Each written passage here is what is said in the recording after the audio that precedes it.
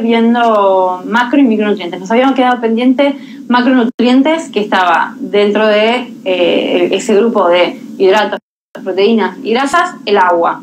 El agua, como macronutriente, dijimos que al margen de no aportar calorías, es considerado un macronutriente por las funciones que tiene en nuestro organismo, ¿sí? Nosotros somos 70% agua y necesitamos del agua para poder cumplir con todas las funciones que hay dentro.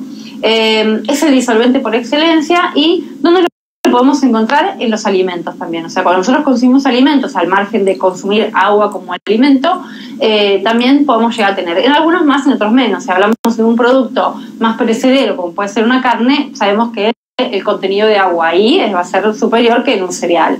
Entonces, en los vegetales también vamos a tener más contenido hídrico que en un cereal. ¿Para qué nos sirve el agua? Como dijimos, para todas las funciones que realiza el cuerpo. Entre ellas, por ejemplo, las células, donde transporta todo lo que es vitaminas, minerales, carbohidratos y todos los otros nutrientes, son necesarios ser transportados para cumplir sus funciones en todo el organismo, y para eso necesitan del agua. En los músculos y articulaciones, nosotros tenemos líquido sinovial o líquidos dentro de las articulaciones que van a ser necesario tener agua. Digestión, obviamente, jugos gástricos, jugos biliares, todo eso necesita de agua para poder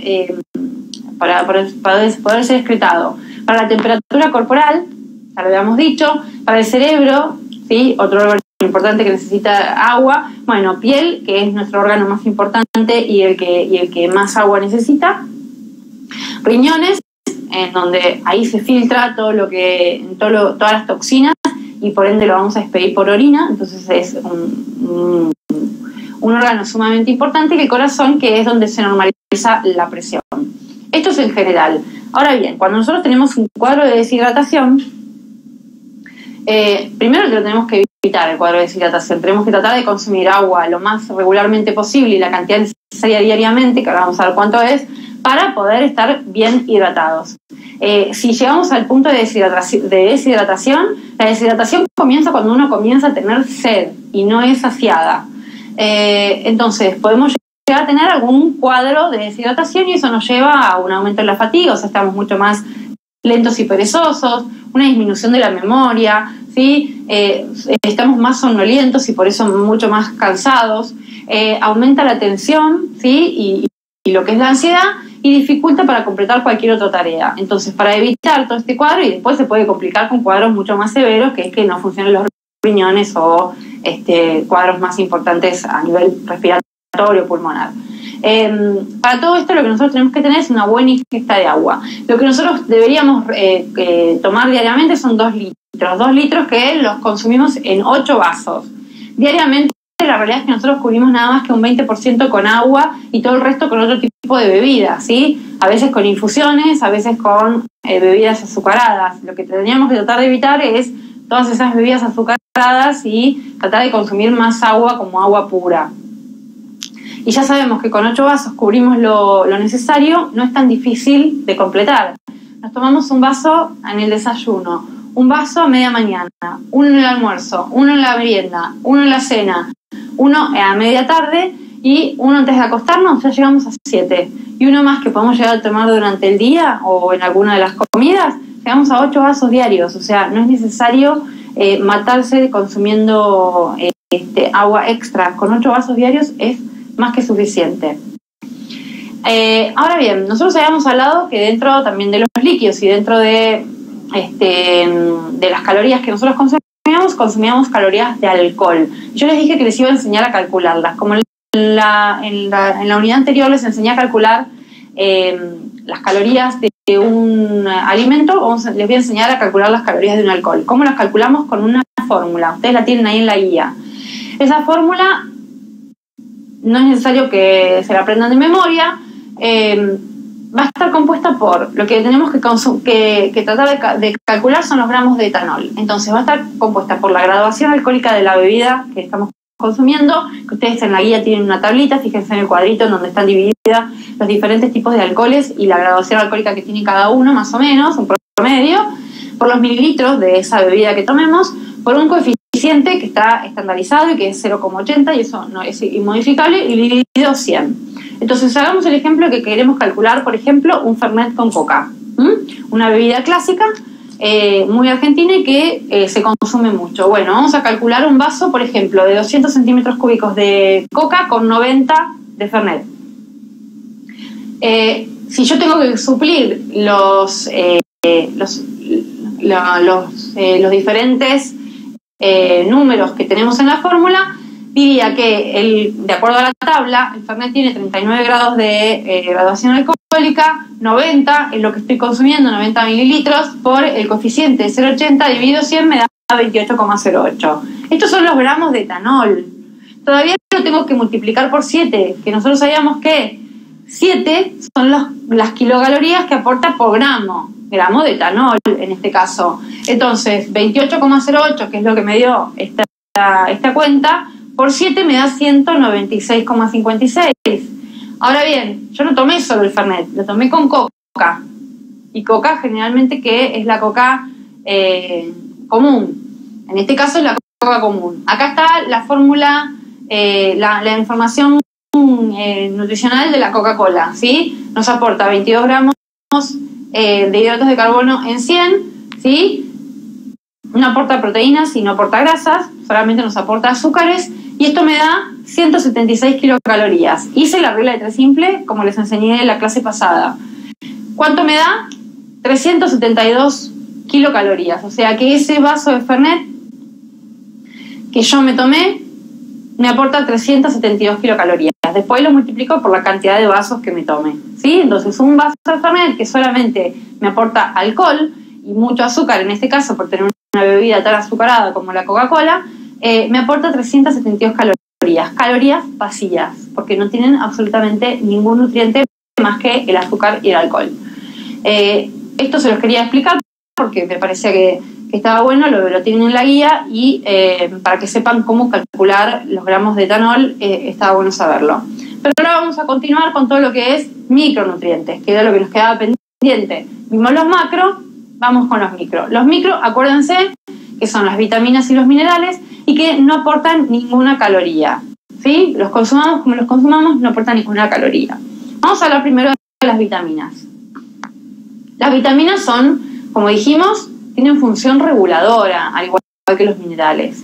Tienen función reguladora, es decir, que van a estar presentes en todas las funciones que el organismo hace para poder hacer su función normalmente, para poder respirar, para poder bombear sangre, para todo. Entonces, estas vitaminas van a tener papeles importantes dentro de nuestro organismo y las tenemos divididas en dos, en liposolubles e hidrosolubles.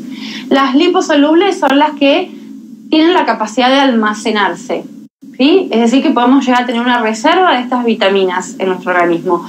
Y van a ser 4 nada más: la A, la D, la E y la K. Todo el resto van a ser hidrosolubles, es decir que todo el complejo B, B1, B2, B6, B5, B8, B9, B12 van a ser hidrosolubles. Vitamina C también. Todo el resto de las vitaminas van a ser hidrosolubles. Las únicas que van a ser lipos son estas 4. Ahora bien, ¿qué funciones tienen estas vitaminas? En realidad, como dijimos, tienen la función de regular todas las funciones del organismo, ¿sí? Entonces van a ser fundamentales para eso. ¿Cómo hacemos para obtenerlas? Comiendo variadamente. En una dieta bien balanceada, en una dieta bien variada, las vamos a obtener y las vamos a tener de todas un poquito. Yo no necesito suplementos si consumo una dieta bien variada, ¿sí? ¿Cuándo aumentan las necesidades y cuándo necesito un suplemento? ¿Cuándo no puedo cubrirlo con mi alimentación nada más? Cuando paso por determinados procesos de mi vida. Por ejemplo, en una dieta extrema, una dieta de esas que son demasiado bajas en calorías, en donde aporto muy poca cantidad de nutrientes, o aquellas personas que, por ejemplo, de un día para el otro se convierten en veganos o en vegetarianos y no tienen la instrucción o el conocimiento para poder adquirir todos los alimentos y suplir todos aquellos que no están consumiendo. Entonces, en dietas extremas, en dietas estrictas o en alguna dieta especial por alguna patología, puede llegar a ser necesario suplir con algún suplemento dietario. En el embarazo también, generalmente en el embarazo se da, ¿por qué? Porque hay un gasto extra. ¿Sí? Esa mujer que está concibiendo y que está gestando al bebé está gastando más que lo que gastaría si no estuviese embarazada. Entonces, para suplir ese gasto y para que una vez que termine el embarazo, esta persona, la madre, no quede con debilidades ni con problemas, generalmente en el primero o segundo trimestre se les da un suplemento vitamínico. Lo mismo en la lactancia. Con la lactancia hay un gasto extra, ¿sí? Dar de mamar implica un gasto extra muy grande para el cuerpo de la mujer. Entonces, ahí es necesario por ahí suplementar con vitaminas. Los bebés también necesitan a veces un suplemento vitamínico que generalmente se les da para reforzar un poco el sistema inmunológico y para que todas las funciones del bebito vayan bien. Los niños, sobre todo si no tienen una buena alimentación y bien variada, y en la vejez, que también se puede llegar a dar por una cuestión de que dejan de comer o que tienen alguna patología o alguna enfermedad crónica que hace que necesiten un extra de vitaminas. ¿Qué factores van a intervenir con estas vitaminas que yo consumo? Sabemos que hay factores que las inhiben o que las neutralizan y que, por ende, cuando las consumimos por ahí no tienen la función o el valor que nosotros hubiésemos querido. ¿Cuáles son estos factores? El alcohol, ¿sí? Si nosotros consumimos demasiado alcohol, este alcohol disminuye, por ejemplo, la absorción de las vitaminas, como también disminuye el apetito, entonces consumimos menos. El tabaco también, porque el tabaco, para tratar el organismo, para tratar de limpiar, ¿sí?, las toxinas que el tabaco produce, utiliza mucha vitamina C. Entonces puede llegar a haber carencia de esta vitamina por fumar. Las drogas en general, ¿sí? Las drogas también disminuyen el apetito y aumentan el consumo de vitamina C. El azúcar, ¿por qué? Porque el azúcar para metabolizarse requiere de vitamina B1, entonces a veces el azúcar en exceso, de esto estamos hablando de todo lo que es en exceso, ¿no? El azúcar en exceso puede llegar a competir y por ende llegar a necesitar más de esta vitamina. Los medicamentos como los anticonceptivos, los antibióticos y los laxantes también pueden llegar a ser un problema para la absorción de vitaminas, y el estrés por sobre todas las cosas. ¿Por qué? Porque el estrés lo que hace es cuando uno está estresado uno desprende más cantidad de adrenalina de las glándulas suprarrenales y esa hace que se consuman muchísimo más, se metabolicen más vitaminas, por ende se necesita más cuando uno está estresado. Vamos a ver algunas vitaminas en particular, no vamos a ver todas. Ustedes en la guía tienen un cuadro donde tienen todas las vitaminas y las funciones más o menos que cumplen cada una y los alimentos fuentes de cada una de ellas. Van a ver que la mayoría se repiten, porque casi todas están las vitaminas están en los vegetales y en las frutas. En algunos cereales, en todo lo que es del reino vegetal, por sobre todas las cosas. Pero vamos a ver solamente algunas, no vamos a ver todas. Vamos a empezar con la vitamina A. La vitamina A, dijimos, por sobre todas las cosas, que es una liposoluble. Dentro de estas liposolubles, ¿cuál es la función? Sobre todo el crecimiento del sistema óseo, ¿sí? Para el crecimiento, para el desarrollo, ¿sí?, de todo lo que es huesos, de todo lo que es piel, para el sistema inmune también, para todo lo que es uñas, dientes. Ustedes saben, cuando vamos al dermatólogo y nos da una crema, generalmente esta crema para recomponer todo lo que es tejido va a tener vitamina A. ¿Por qué? Porque tiene justamente esta función de recomposición para todo lo que es dermatológico, piel, pelo, uñas, ¿sí? Para la visión también tiene una importante función en todo lo que es visión y sobre todo visión nocturna, o sea que recompone todo eso. Y como antioxidante. Alimentos fuentes, ¿dónde las encontramos? En todos los vegetales y frutas que sean de color amarillo, pasando por el naranja y llegando hasta el rojo. O sea, todo lo que tenga beta-caroteno. Y para distinguirlo, lo mejor son los colores. Entonces, si yo consumo muchos vegetales y muchas frutas que tengan de estos colores, amarillo, naranja, rojo, sé que estoy consumiendo gran cantidad de betacarotenos, por ende gran cantidad de vitamina A. También puede estar en lácteos y huevos, ¿sí? En los lácteos generalmente está suplementada porque después vamos a ver que se absorbe mejor el calcio y se absorbe mejor la vitamina D cuando están en conjunto. Y en los huevos está en la yema. En la yema, que es amarilla, está en la vitamina como betacaroteno. Esta vitamina puede acumularse. ¿Qué quiere decir? Que cuando yo consumo exceso de esta vitamina, como es liposoluble, puede llegar a ser un depósito dentro de mi organismo. A veces es común ver las personas que consumen demasiada vitamina A que tengan las palmas de la mano color medio naranja. ¿Por qué? Porque son personas que tienen una acumulación. No quiere decir que todas las personas que tengan las palmas de este color tengan acumulación de vitamina A, ¿sí? Para llegar a un cúmulo de vitamina A, una toxicidad de vitamina A, tenemos que tener un cuadro un poco más importante, ¿sí? Que generalmente se da, por ejemplo, con anormalidades en el hígado, ¿sí? Con una densidad mineral ósea reducida, desórdenes en el sistema nervioso central. Pero no quiere decir que las palmas, pero sí esas personas que tienen las palmas de color naranja, lo que quiere decir es que están consumiendo gran cantidad de vitamina A. Entonces, ¿qué síntomas podemos llegar a tener si hay toxicidad? Anorexia, o sea, que con pérdida de peso, vómitos, náuseas, visión un poco borrosa, irritabilidad, hepatomegalia, que es que el hígado está un poco agrandado, alopecia, jaquecas, insomnio, debilidad, amenorrea, hidrocefalia, ¿sí? Y la carencia de vitamina A, o sea, cuando es todo lo contrario, cuando no consumimos absolutamente ningún alimento con betacaroteno, lo que podemos llegar a tener es ceguera nocturna, ¿sí? Xeroftalmia, piel reseca y escamosa y las mucosas resecas.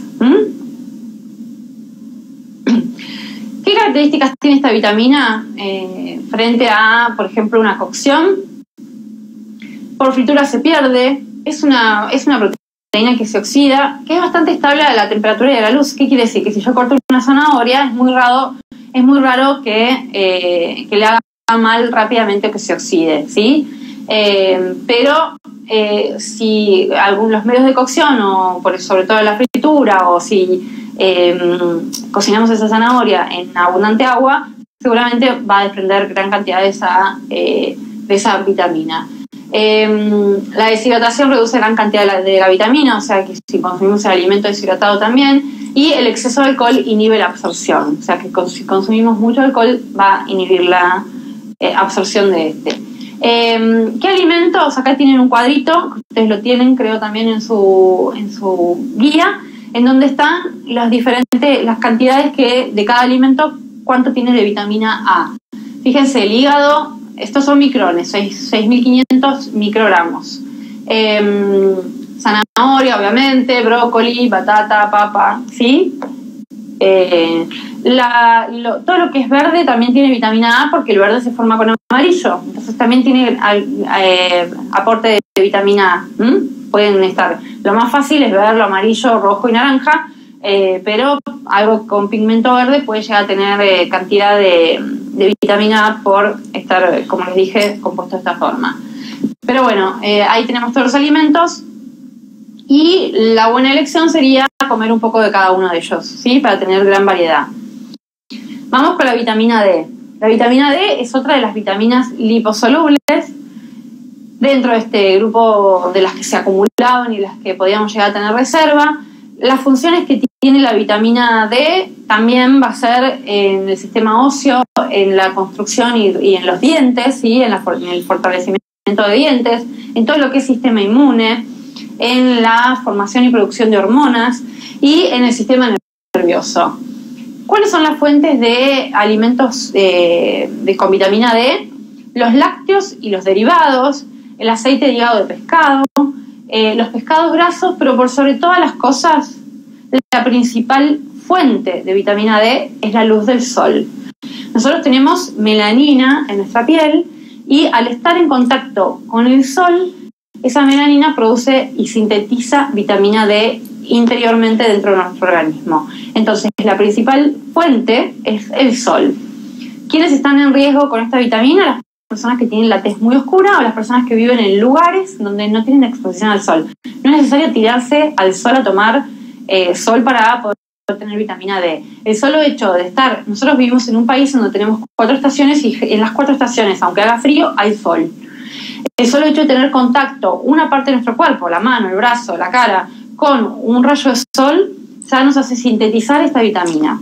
Pero hay personas que viven en lugares en donde el sol no sale, o sale muy poco, o sale muy pocas veces en el año. Hay personas que viven encerradas por ahí en algún lugar porque están enfermas o por lo que sea y no ven el rayo del sol. Entonces, todas esas personas pueden llegar a tener carencia de estas vitaminas, al igual que las personas de piel muy oscura. Toxicidad, es raro que haya toxicidad de esta vitamina, ¿sí? Es muy raro. Generalmente se da por un exceso en algún suplemento, o sea, si estamos tomándolo por boca, pero no por una dieta variada o por exceso de sol. Es muy raro que haya. El calor no la destruye, pero sí se oxida con el oxígeno y con la luz. Así que hay que tener cuidado con eso, sobre todo con estos alimentos. Y la carencia de vitamina D, como les dije recién, es para todas las personas que puedan llegar a tener, por ejemplo, piel muy oscura o que vivan en lugares donde están encerrados y no tengan contacto con el sol. ¿Qué nos puede dar como la carencia? En los niños, raquitismo y osteomalacia en adultos, ¿sí? Que es problemas en los huesos. Seguimos con vitamina C. La vitamina C es una vitamina hidrosoluble que tiene como función antioxidante, por sobre todas las cosas. Es la antioxidante número 1 en cuanto a... Todas las vitaminas son antioxidantes, tienen la función antioxidante, pero la vitamina C es la estrella de los antioxidantes. Antioxidante significa cuando nosotros tenemos nuestras células en todo el cuerpo y las células envejecen al igual que envejecemos nosotros. Esas células que envejecen pueden envejecer mejor o peor. El antioxidante lo que ayuda es para que envejezcan de la mejor manera posible, que no se formen radicales libres. Estos radicales libres a veces lo que pueden hacer es no solamente provocar tóxicos dentro de nuestro cuerpo, sino que esas células se degeneren y formen, por ejemplo, un tumor. Entonces el antioxidante ayuda a evitar eso. En este caso la vitamina C es antioxidante estrella para eso. Repara cartílagos, huesos y dientes, es cicatrizante también, es un cicatrizante natural, es antihistamínico. Los antihistamínicos, cuando nosotros los tomamos como medicamento, lo que tienen es la función de bajar alguna inflamación, algo que nos está afectando o algo que está irritado o inflamado. En el caso de consumir vitamina C de modo natural, sería un antihistamínico natural, tiene esa función naturalmente. Antibacteriano también, y aumenta la producción de estrógenos en el caso de las mujeres. ¿Cuáles son las fuentes, los alimentos fuentes de vitamina C? Coles, coliflor, ajíes, espinaca y por sobre todas las cosas los cítricos. Nunca vamos a tener toxicidad de este tipo de vitamina. ¿Por qué? Porque es hidrosoluble. Entonces todo lo que consumimos de más se va a perder por orina. No hay manera, ¿sí?, de consumir de más. Por eso a veces es innecesario, si nosotros tenemos una dieta variada, consumir las tabletas efervescentes o la vitamina C como suplemento, porque la estaríamos perdiendo por orina si nosotros tenemos una dieta variada. Si no la consumimos o nos la receta el médico, entonces ahí sí la podemos llegar a tomar como suplemento aparte.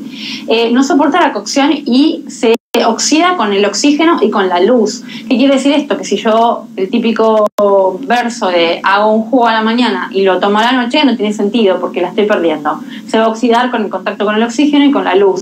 Entonces, si hago un jugo, para obtener realmente todos sus beneficios, lo tengo que consumir en el momento. La carencia de esta vitamina provoca una enfermedad que se llama escorbuto y acá tenemos un cuadro bastante gráfico en cuanto a la cantidad de vitamina C que tienen algunos alimentos.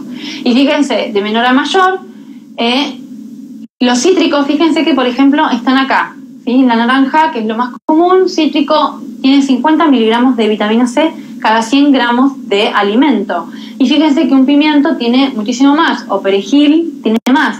Ahora, es mucho más fácil que yo les diga que se consuman una naranja por día y que obtengan esos 50 miligramos que consuman 100 gramos de perejil. Entonces, por eso generalmente se da, cuando uno recomienda consumir vitamina C, consumir gran cantidad de verduras y de frutas y incluir por sobre todas las cosas los cítricos, pues sabemos que van a consumir una unidad, ¿sí?, de pomelo, de naranja o en su jugo Entonces es mucho más fácil que otros alimentos que por ahí aportan más. Vamos con las vitaminas del complejo B. El complejo B tenemos muchas, B1, B2, B3, B5, B6, 7, 9, 11 y 12. Todas son hidrosolubles. Ahí dijimos que todas ellas son hidrosolubles. ¿Dónde las vamos a encontrar? En casi todos los alimentos y por sobre todas las cosas, en muchos alimentos de derivados o granos, como pueden ser las harinas y sus derivados. Excepto la B12, que es la cobalamina, que la vamos a encontrar en las carnes. Todo el resto la podemos encontrar en vegetales y frutas y en cereales. No tienen toxicidad, de vuelta, son todas hidrosolubles, por ende no se acumulan en ninguna parte y no provocan reserva. La única que puede llegar a crear un pequeño depósito es la B12, ¿sí? Que sigue siendo hidrosoluble, pero es la única que puede llegar a depositarse, el resto no. Vamos con los minerales, que estaban dentro del grupo de los micronutrientes. Los minerales también son sustancias inorgánicas que forman huesos, dientes y glóbulos rojos en algunos casos, y que por sobre todas las cosas secundan funciones químicas de nuestro cuerpo y de nuestras células. Sin importar qué cantidad consumamos de cada uno de ellos, son todos importantes. Ustedes tienen un cuadro en la guía, ¿sí?, en donde van a ver también varios minerales y la función que cada uno otorga o provoca. No es necesario que se lo aprendan, vamos a ver algunos minerales sí en particular, que son los más importantes o los más conocidos, y esto sí vamos a hacer hincapié. Vamos con el primero de ellos, el calcio. El calcio construye y mantiene huesos y dientes, participa en la contracción muscular y latidos del corazón, es importante en la función nerviosa y en la coagulación sanguínea. Nosotros deberíamos consumir aproximadamente entre 800 y 1200 miligramos diarios, ¿sí?, de calcio.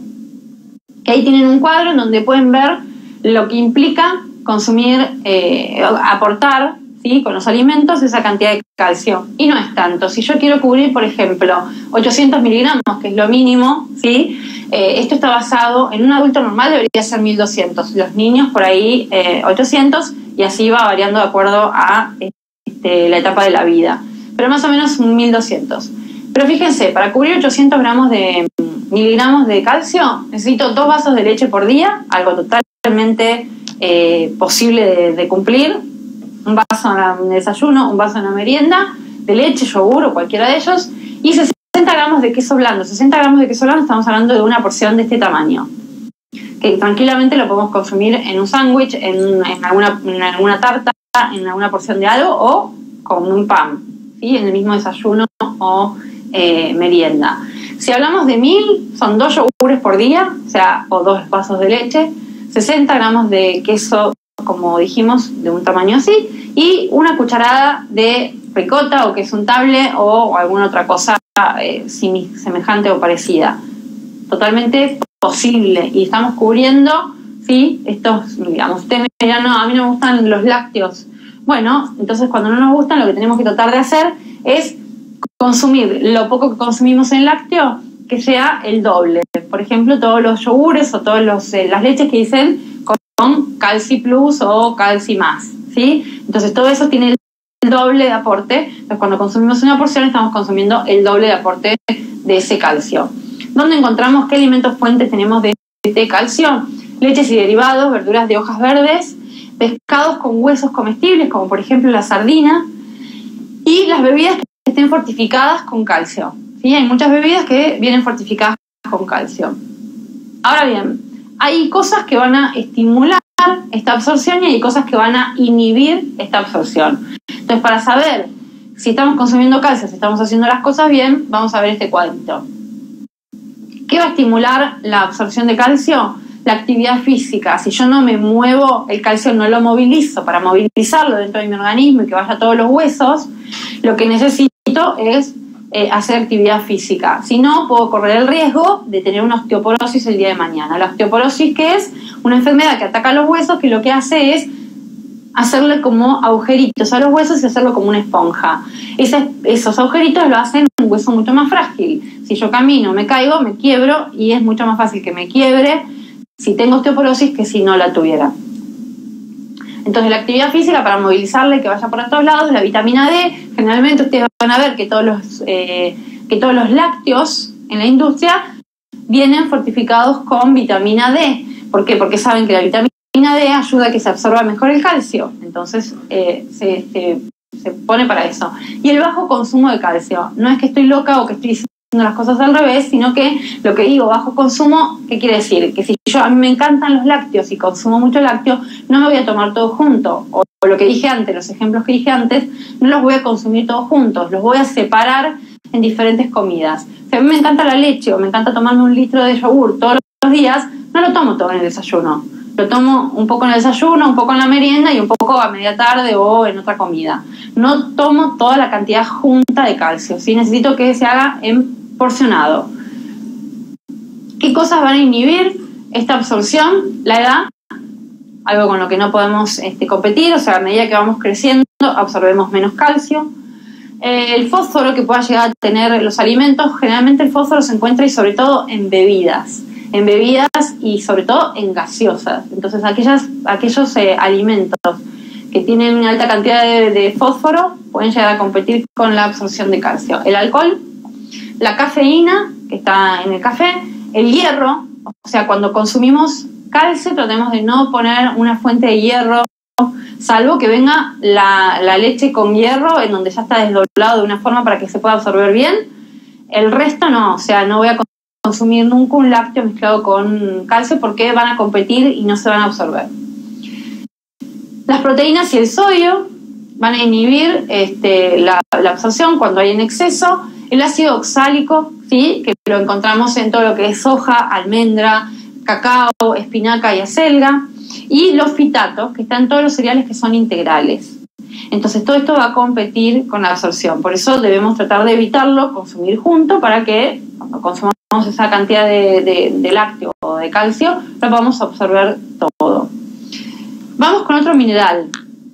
Vamos con el hierro, otro mineral importante en nuestra alimentación. ¿Por qué? Porque tiene la función de transportar el oxígeno en la sangre, porque forma parte de muchas enzimas que son las responsables de diferentes funciones dentro de nuestro organismo y porque tiene que ver también con la inmunidad. Nosotros, si tenemos una anemia, generalmente estamos mucho más débiles, tenemos el sistema inmunológico un poco bajo y eso nos puede provocar cualquier otra enfermedad. Entonces, el hierro generalmente se divide en 2 tipos de hierro: en hierro hemínico y hierro no hemínico. El hierro hemínico es el que vamos a absorber en mayor cantidad, entre un 15 y un 35%, y es el que encontramos en todas las carnes. Cuando nosotros consumimos alguna carne, nosotros estamos consumiendo hierro hemínico.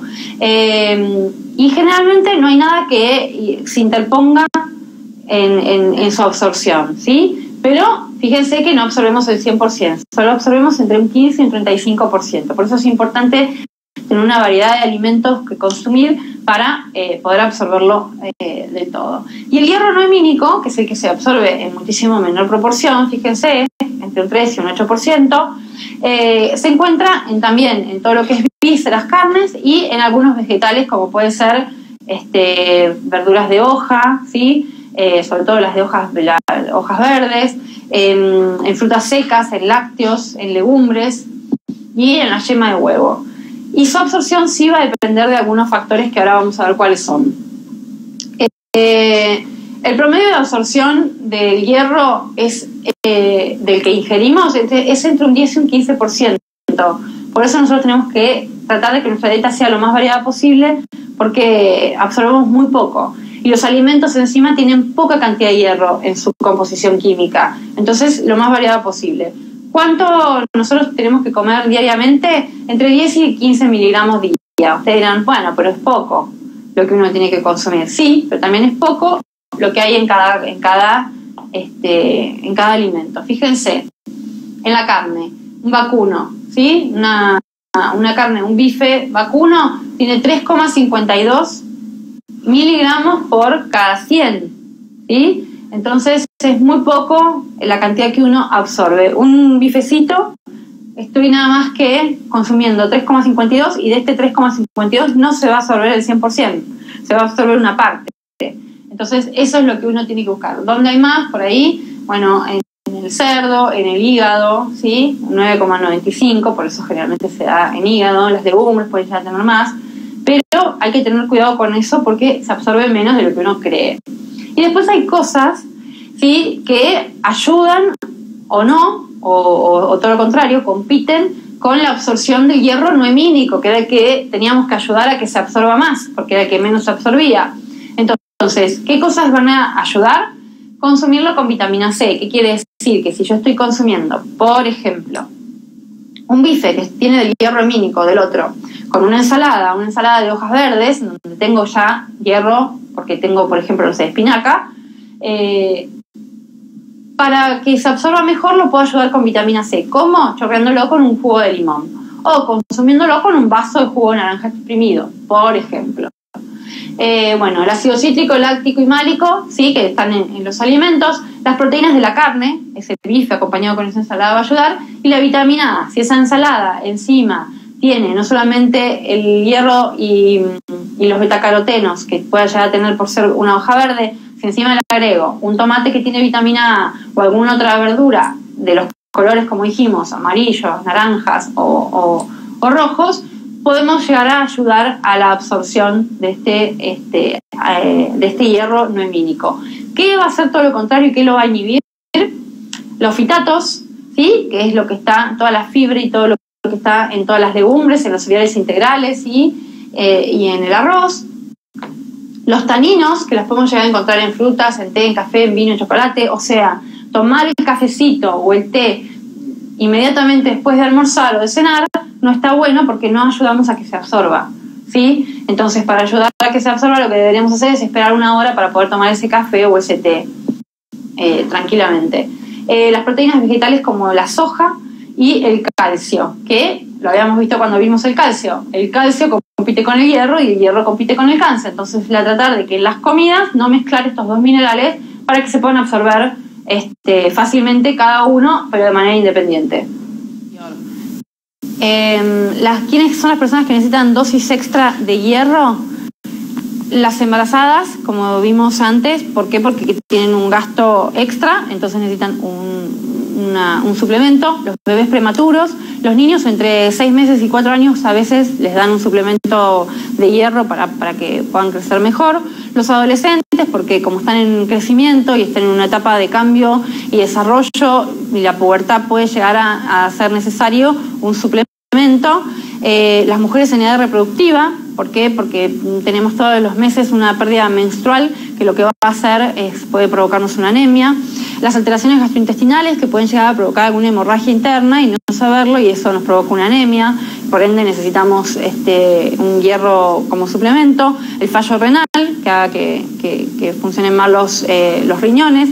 La pérdida crónica de sangre por alguna patología en particular.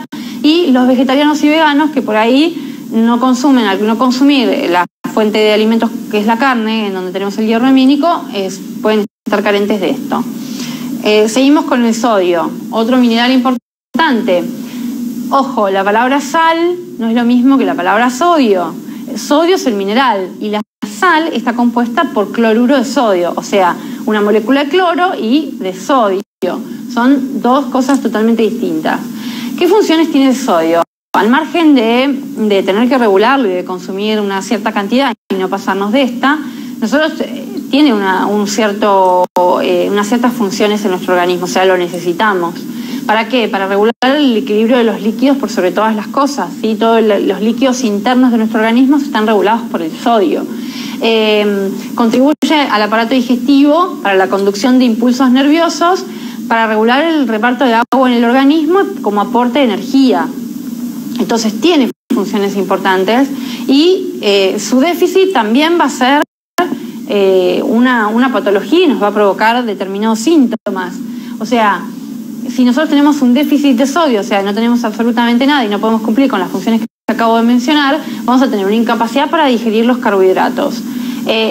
neuralgias, o sea que dijimos que como controlaba los impulsos nerviosos, si yo no estoy carente de sodio, voy a empezar a ponerme tiesa porque no va a haber movilidad. Alteraciones en esos impulsos nerviosos, alteraciones en las contracciones musculares, o sea, tiene que ver con esto de la rigidez, alteración en el ritmo cardíaco, o sea, un exceso nos va a hacer mal, pero también una falta.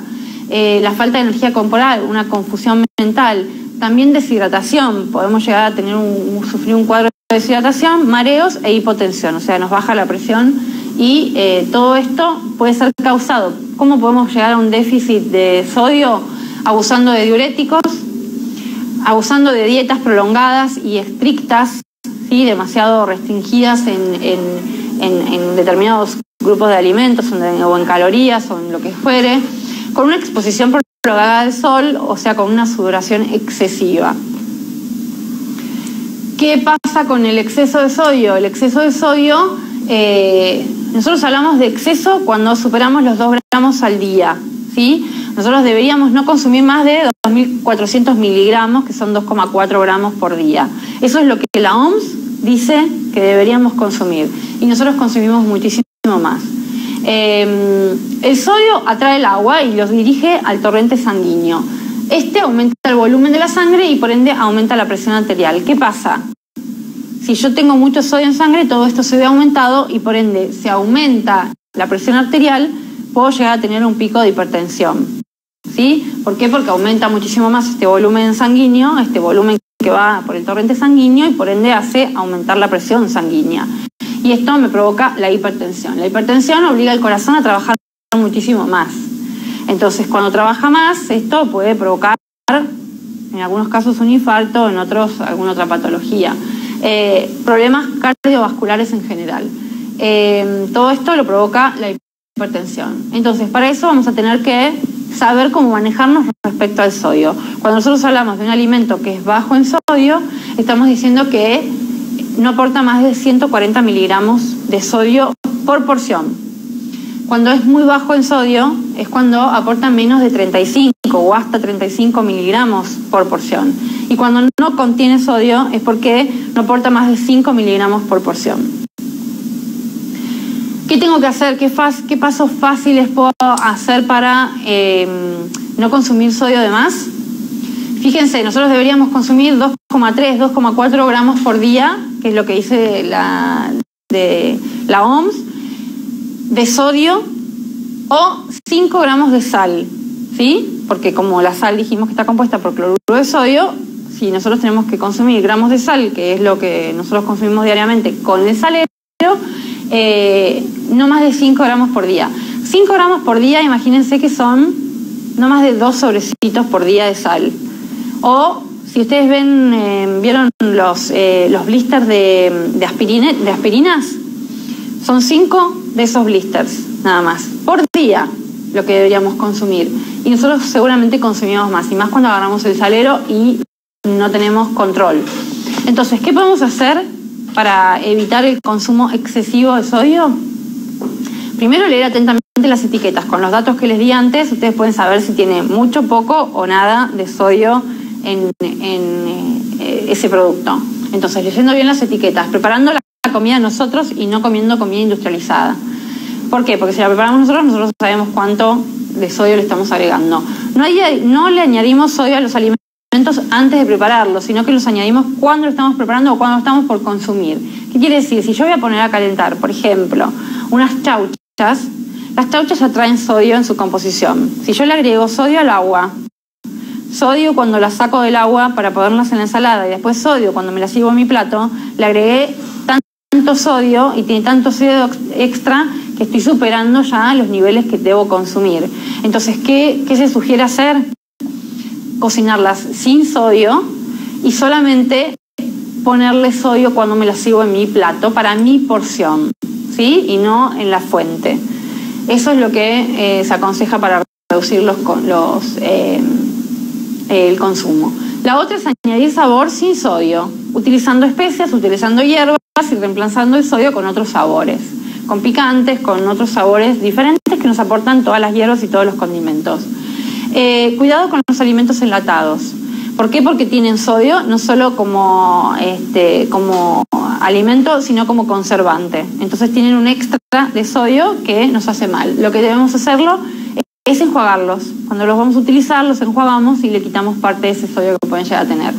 Y cuidado con los lácteos y gaseosas y sobre todo con las versiones light, porque las versiones light tienen generalmente muchísimo más sodio que la versión regular. Acá terminamos con todo lo que es micronutrientes y como conclusión de los macro y micronutrientes lo que les digo es que todos deben trabajar en conjunto, ¿sí? La realidad es que todos deberían estar juntos y poder consumirlos en una dieta lo más balanceada posible. ¿Por qué? Porque todos tienen funciones importantes y necesitamos que estén todos a la vez. Los dejo y nos vemos en la próxima.